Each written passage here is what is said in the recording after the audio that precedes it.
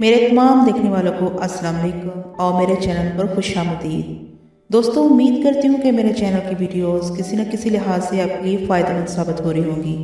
Video पसंद आए तो एक लाइक तो बनता ही है जी। आज की मेरी वीडियो एक इन्फॉर्मेटिव वीडियो है। बहुत अनोखी सी इन्फॉर्मेशन है ये कि अक्सर लोग इस बात को नोट नहीं करते। पाकिस्तान में इस साल सर्दी की शिद्दत पूरे मुल्क में बहुत ज़्यादा देखने में आई है। हो सकता है कि आपको इन दिनों घर से बाहर निकलने पर, सांस लेने पर मुंह से धुआं निकलता भी नजर आया हो। मगर क्या आपने कभी सोचा कि ऐसा क्यों होता है?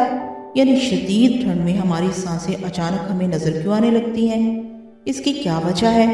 दर हकीकत इसकी वजह बहुत दिलचस्प है और ज़रा गौर करें तो आप खुद भी इसको समझ सकते हैं। अगर गौर नहीं करना चाहते तो इस बात से तो वाकिफ होंगे कि इंसानी जिस्म का तकरीबन 60% जो हिस्सा है वो पानी पर मुश्तमिल होता है।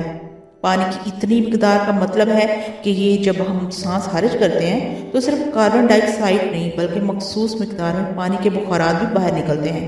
पानी के मॉलिक्यूल्स को गैसनुमा शक्ल में रहने के लिए बहुत ज़्यादा तवानाई की ज़रूरत होती है।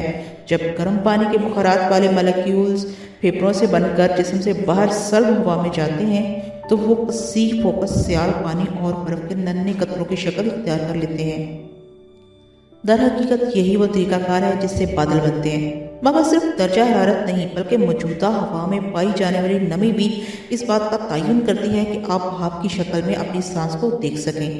जब सांस में मौजूद पानी के बुखारात कसीफ होकर सयाल शक्ल इख्तियार करने के बाद दर्जा हरारत की सतह जिसमें हवा और पानी के बुखारात शबनम या ओस में तब्दील होते हैं से टकराते हैं तो आप अपनी सांस धुएं की शक्ल में नजर आने लगती है।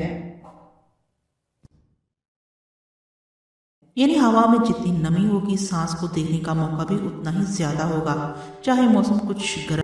इसके मुकाबले में मौसम खुशक होने पर बाहर जितनी भी सर्दी हो सांस को देखने का मौका उतना ही कम होगा, क्योंकि सर्द और खुशक हवा पानी के बुखारात को जज़ब कर लेती है। सर्द मौसम के जिस्म पर बहुत ही हैरत अंगेज असरात होते हैं। जानते हैं वो क्या है? सबसे पहले तो ये है कि मोटापे से निजात पाना आसान हो जाता है। जी हाँ, वाकई सर्द मौसम का ये बहुत बड़ा फायदा है। और तिब्बी तहकीकी रिपोर्ट्स के मुताबिक जब मौसम सर्द होता है तो हमारा जिस्म ज़्यादा कैलोरीज जलाने लगता है ताकि जिस्म को गर्म रखा जा सके। वैसे ये इतना बड़ा फ़र्क नहीं जो मुकम्मल तौर पर मोटापे से निजात दिला सके, ताहम इसके साथ वर्जिश या दीगर तरीकों को अपनाकर इजाफी चर्बी को काफ़ी हद तक कम किया जा सकता है।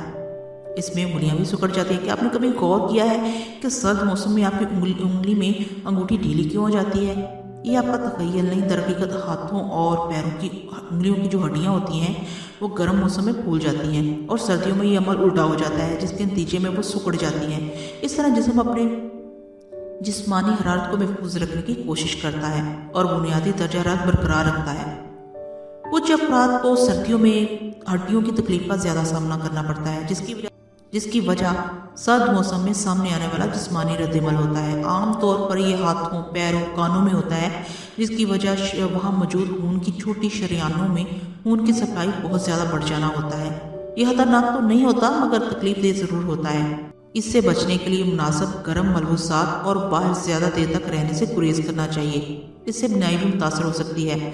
ज़्यादा सर्द दर्जा हरारत, सर्द हवा और बर्फबारी वगैरह बिनाई पर असरअंदाज हो सकते हैं। ऐसे इलाके जहाँ बर्फबारी होती है वह लोगों के लिए ज़रूरी है कि सन ग्लासेस का इस्तेमाल करें।